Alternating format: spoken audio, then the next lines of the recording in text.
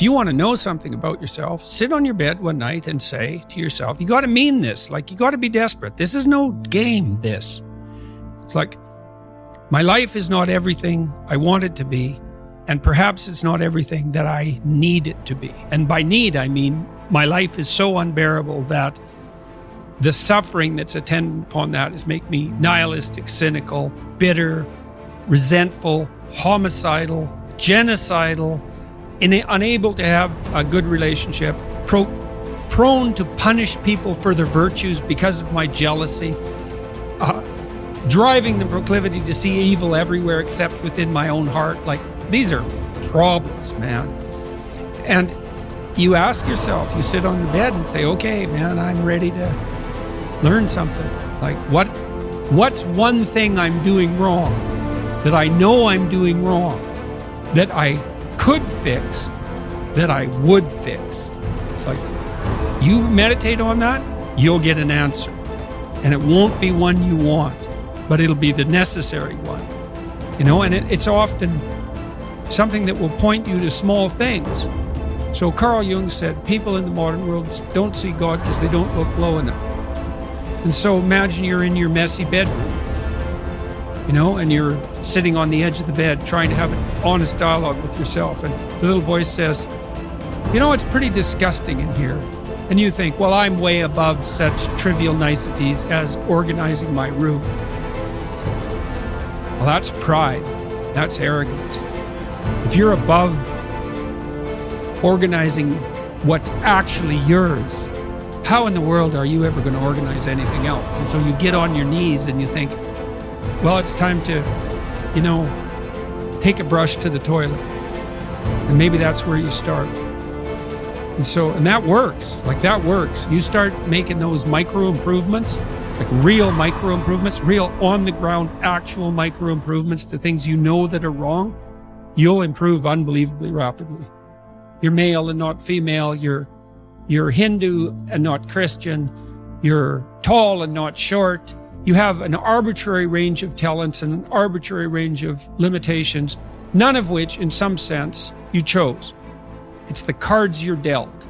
Now, some of those are cards of privilege. Now, maybe you're born intelligent. Maybe you're born symmetrical. Maybe you're born healthy. Maybe you're born into a culture where it's much easier not to be absolutely deprived. Maybe your parents are rich.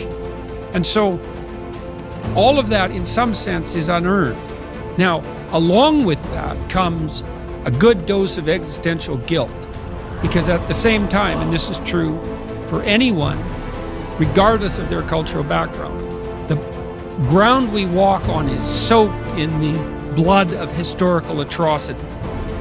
And so that's on you.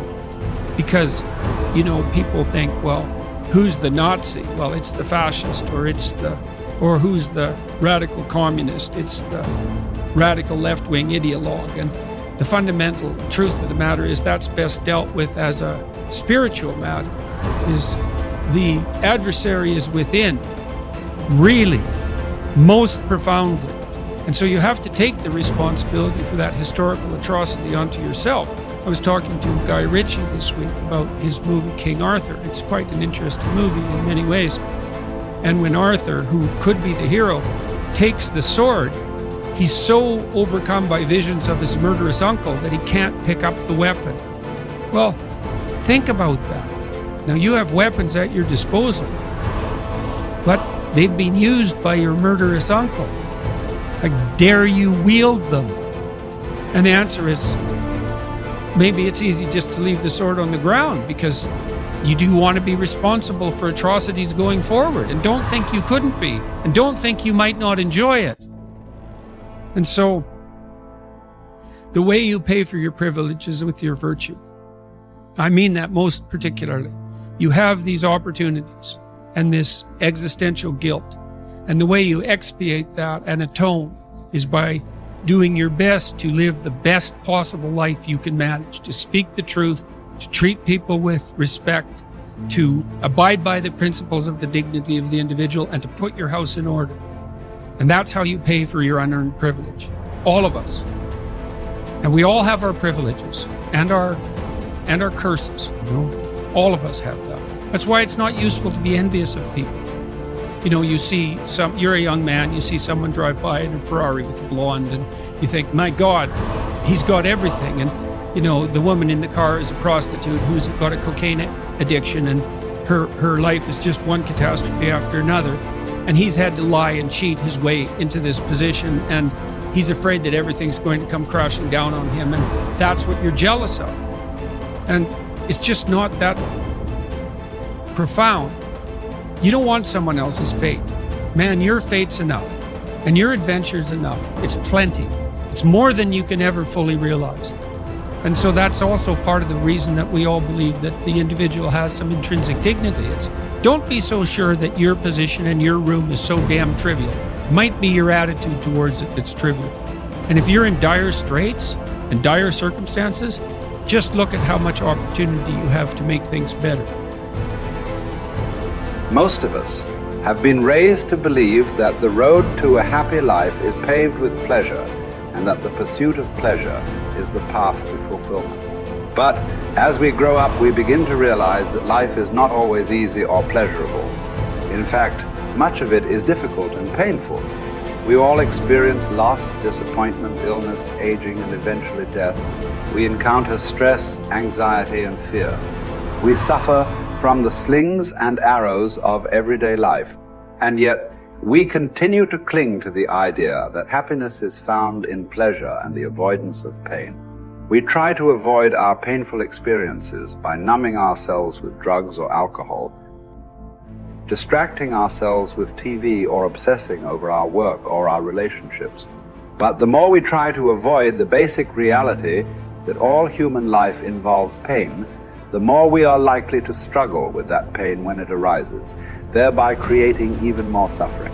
The truth is that happiness is not found in the avoidance of pain, but in the willingness to face and accept our pain. It is in the willingness to experience our painful thoughts and feelings, to acknowledge them without judgment, and to take action in line with our values and goals. It is in the willingness to be present in the moment, to connect with our senses and our environment, and to find joy and meaning in the simple things in life. One cannot experience meaning in life without discovering the meaning of suffering. The meaning of suffering. Unavoidable and inescapable suffering alone, of course, can be the deepest possible meaning. The art of being human is learning how to deal with those painful moments.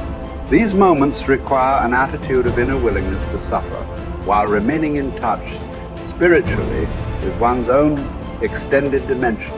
When this inner struggle becomes calm, one can experience how the lower somatic and psychological dimensions influence the higher spiritual dimension, but do not produce or cause it. One can discover despair despite success and fulfillment despite failure.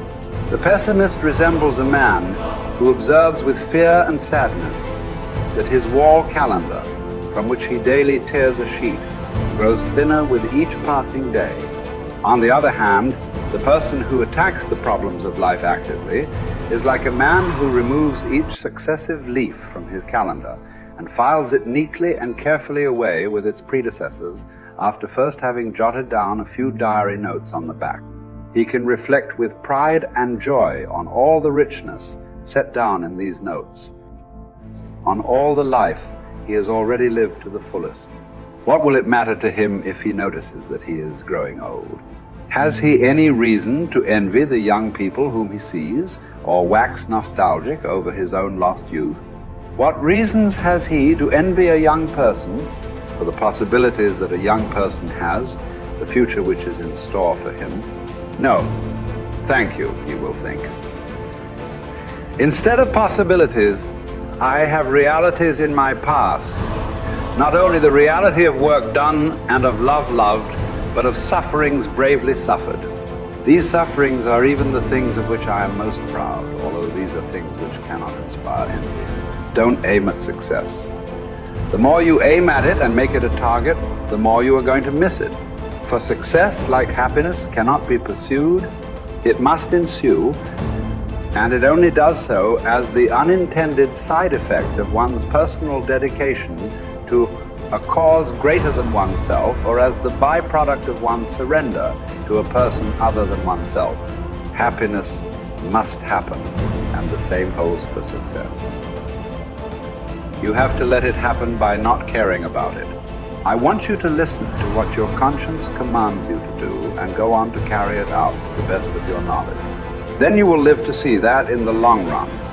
In the long run, I say, success will follow you precisely because you had forgotten to think about it. For the first time in my life, I saw the truth as it is set into song by so many poets, proclaimed as the final wisdom by so many thinkers. The truth, that love is the ultimate and highest goal to which man can aspire.